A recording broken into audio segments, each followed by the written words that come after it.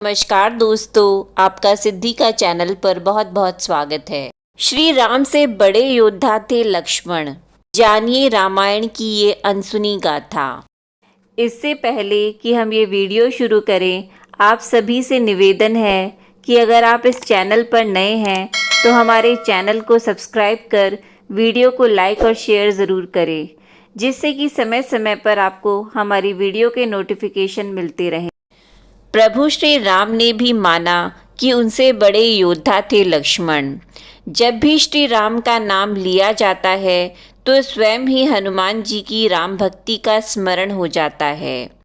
जहाँ एक ओर हनुमान की राम भक्ति की मिसालें संसार भर में दी जाती हैं, वहीं श्री राम के छोटे भाई श्री लक्ष्मण जी की अपने बड़े भ्राता के प्रति भक्ति भी अद्भुत थी। माना जाता है कि लक्ष्मण जी की कथा के बिना श्री राम कथा पूर्ण नहीं होती है। एक बार अगस्त्य मुनि अयोध्या आए और लंका युद्ध का प्रसंग छिड़ गया। भगवान श्री राम ने बताया कि उन्होंने कैसे रावण और कुंभकर्ण जैसे प्रचंड वीरों का वध किया, और लक्ष्मण ने भी इंद्रजीत और अतिकाय जैसे शक्तिशाली असुरों को मारा। अगस्त्य मुनि बोले, श्री राम बेशक रावण और कुंभकर्ण प्रचंड वीर थे, लेकिन सबसे बड़ा वीर तो मेघनाथ ही था। उसने अंतरिक्ष में स्थित होकर इंद्र से युद्ध किया था और बांधकर लंका ले आया था। तब स्वयं ब्रह्मा ने इंद्रजीत से दान के रूप में इंद्र को मांगा। तब इंद्र मुक्त हुए थे और लक्ष्मण ने उसका वध किया, इसलिए वे सबसे बड़े योद्धा हुए। श्री राम को आश्चर्य हुआ, लेकिन भाई की वीरता की प्रशंसा से वह बहुत खुश थे। फिर भी उनके मन में जिज्ञासा पैदा हुई कि आखिर अगस्त्य मुनि ऐसा क्यों कह रहे हैं कि इंद्रजीत का वध रावण से ज़्यादा मुश्किल था। अगस्त्य मुनि ने कहा, प्रभु इंद्रजीत को वरदान था कि उसका वध वही कर सकता था जो 14 वर्षों तक न सोया हो, जिसने 14 साल तक किसी स्त्री का मुख न देखा हो और 14 साल तक भोजन न किया हो। तब श्री राम बोले, परंतु मैं वनवास काल में 14 वर्षों तक नियमित रूप से लक्ष्मण के हिस्से का फल फूल देता रहा। मैं सीता के साथ एक कुटी में रहता था। बगल की कुटी में लक्ष्मण थे। फिर सीता का मुख भी न देखा हो और 14 वर्षों तक सोए न हो, ऐसा कैसे संभव है।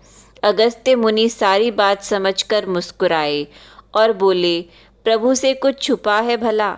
दरअसल सभी लोग सिर्फ श्री राम का गुणगान करते थे, लेकिन प्रभु चाहते थे कि लक्ष्मण के तप और वीरता की चर्चा भी अयोध्या के घर घर में हो।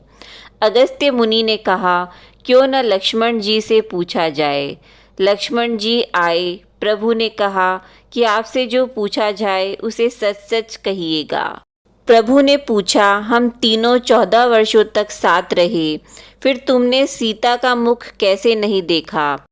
फल दिए गए फिर भी अनाहारी कैसे रहे और 14 साल तक सोए नहीं, यह कैसे हुआ? लक्ष्मण ने बताया, भैया, जब हम भाभी को तलाशते ऋषि मूक पर्वत पर गए तो सुग्रीव ने हमें उनके आभूषण दिखाकर पहचानने को कहा। तो आपको स्मरण होगा कि मैं तो सिवाय उनके पैरों के नुपुर के कोई आभूषण नहीं पहचान पाया था, क्योंकि मैंने कभी भी उनके चरणों के ऊपर देखा ही नहीं। 14 वर्ष नहीं सोने के बारे में सुनिए। आप और माता एक कुटिया में सोते थे। मैं रात भर बाहर धनुष पर बाण चढ़ाए पहरेदारी में खड़ा रहता था। निद्रा ने मेरी आंखों पर कब्जा करने की कोशिश की तो मैंने निद्रा को अपने बाणों से बेध दिया था। निद्रा ने हार कर स्वीकार किया कि वह 14 साल तक मुझे स्पर्श नहीं करेगी। लेकिन जब श्री राम का अयोध्या में राज्याभिषेक हो रहा होगा और मैं उनके पीछे सेवक की तरह छत्र लिए खड़ा रहूँगा, तब वह मुझे घेरेगी। आपको याद होगा, राज्य अभिषेक के समय मेरे हाथ से छत्र गिर गया था। अब मैं 14 साल तक अनाहारी कैसे रहा? मैं जो फल फूल लाता था आप उसके 3 भाग करते थे। एक भाग देकर आप मुझसे कहते थे, लक्ष्मण फल रख लो। आपने कभी फल खाने को नहीं कहा। फिर बिना आपकी आज्ञा के मैं उसे खाता कैसे? मैंने उन्हें संभाल कर रख दिया। सभी फल उसी कुटिया में अभी भी रखे होंगे।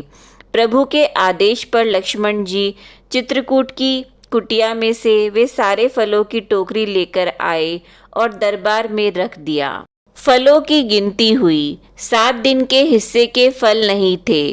प्रभु ने कहा, इसका अर्थ है कि तुमने 7 दिन तो आहार लिया था।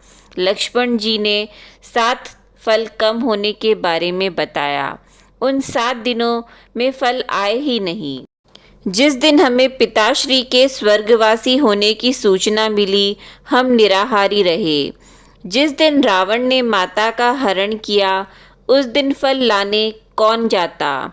जिस दिन समुद्र की साधना कर आप उससे राह मांग रहे थे, जिस दिन आप इंद्रजीत के नागपाश में बंधकर दिन भर अचेत रहे, जिस दिन इंद्रजीत के मायावी सीता को काटा था और हम शोक में रहे, जिस दिन रावण ने मुझे शक्ति मारी और जिस दिन आपने रावण वध किया, इन दिनों में हमें भोजन की सुध नहीं थी, इसलिए हमने भोजन नहीं किया। विश्वामित्र मुनि से मैंने एक अतिरिक्त विद्या का ज्ञान लिया था, बिना आहार किए जीने की विद्या। उसके प्रयोग से मैं 14 साल तक अपनी भूख को नियंत्रित कर सका, जिससे इंद्रजीत मारा गया। भगवान श्री राम ने लक्ष्मण जी की तपस्या के बारे में सुनकर उन्हें हृदय से लगा लिया और स्वीकार लिया कि उनसे बड़े योद्धा श्री लक्ष्मण जी हैं। जब प्रभु राम ने दिया अपने भाई को मृत्यु का दंड, जब श्री राम लंका विजय करके अयोध्या लौट आए और अयोध्या के राजा बन गए, एक दिन यम देवता चर्चा करने श्री राम के पास आए। उन्होंने श्री राम से कहा कि आप जो भी प्रतिज्ञा करते हैं उसे पूर्ण करते हैं। मैं भी आपसे एक वचन मांगता हूँ कि जब तक मेरे और आपके बीच वार्तालाप चले तो हमारे बीच कोई नहीं आएगा, और जो आएगा उसको आपको मृत्युदंड देना पड़ेगा। भगवान राम ने यम को वचन दे दिया। राम ने लक्ष्मण को यह कहते हुए द्वारपाल नियुक्त कर दिया कि जब तक उनकी और यम की बात हो रही है, वो किसी को भी अंदर न आने दे, अन्यथा उसे उन्हें मृत्युदंड देना पड़ेगा। लक्ष्मण भाई की आज्ञा मानकर द्वारपाल बनकर खड़े हो गए। लक्ष्मण को द्वारपाल बने कुछ ही समय बीता कि वहाँ पर ऋषि दुर्वासा का आगमन हुआ। जब दुर्वासा ने लक्ष्मण से अपने आगमन के बारे में राम को जानकारी देने के लिए कहा, तो लक्ष्मण ने विनम्रता के साथ मना कर दिया। इस पर दुर्वासा क्रोधित हो गए तथा उन्होंने संपूर्ण अयोध्या को श्राप देने की बात कही। लक्ष्मण समझ गए कि ये एक विकट स्थिति है, जिसमें या तो उन्हें रामाज्ञा का उल्लंघन करना होगा या फिर संपूर्ण नगर को ऋषि के श्राप की अग्नि में झोंकना होगा। लक्ष्मण ने शीघ्र ही यह निश्चय कर लिया कि उनको स्वयं का बलिदान देना होगा, ताकि वो नगरवासियों को ऋषि के श्राप से बचा सकें। उन्होंने भीतर जाकर ऋषि दुर्वासा के आगमन की सूचना दी। राम भगवान ने शीघ्रता से यम के साथ अपनी वार्तालाप समाप्त कर ऋषि दुर्वासा की आवभगत की, परंतु अब श्री राम दुविधा में पड़ गए, क्योंकि उन्हें अपने वचन के अनुसार लक्ष्मण को मृत्युदंड देना था। वो समझ नहीं पा रहे थे कि वे अपने भाई को मृत्युदंड कैसे दें, लेकिन उन्होंने यम को वचन दिया था जिसे निभाना ही था। इस दुविधा की स्थिति में श्री राम ने अपने गुरु का स्मरण किया और कोई रास्ता दिखाने को कहा। गुरुदेव ने कहा कि अपने किसी प्रिय का त्याग उसकी मृत्यु के समान ही है, अतः तुम अपने वचन का पालन करने के लिए लक्ष्मण का त्याग कर दो। लेकिन जैसे ही लक्ष्मण ने यह सुना तो उन्होंने राम से कहा कि आप भूलकर भी मेरा त्याग नहीं करना। आपसे दूर रहने से तो यह अच्छा है कि मैं आपके वचन का पालन करते हुए मृत्यु को गले लगा लूं। ऐसा कहकर लक्ष्मण ने जल समाधि ले ली।